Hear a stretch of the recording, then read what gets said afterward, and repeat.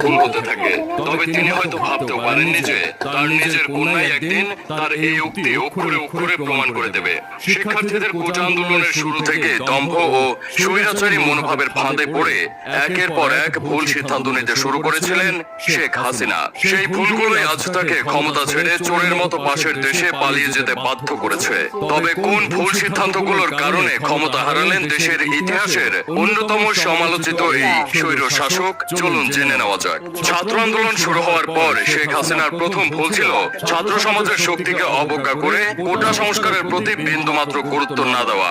চাইলেই তিনি আন্দোলন থামানোর লক্ষ্যে শিক্ষার্থীদের কোটা সংস্কারের আশ্বাস দিতে পারতেন, তবে তা না করে শেখ হাসিনা দমন পীড়নের পথ বেছে নিলেন। এছাড়া 14 জুলাই চীন সফর শেষে দেশে ফেরার পর এক সংবাদ সম্মেলনে শেখ হাসিনা আন্দোলনরত শিক্ষার্থীদের রাজাকারের সাথে তুলনা করেন, যেটা ছিল তার দ্বিতীয় ও সবচেয়ে বড় ভুল।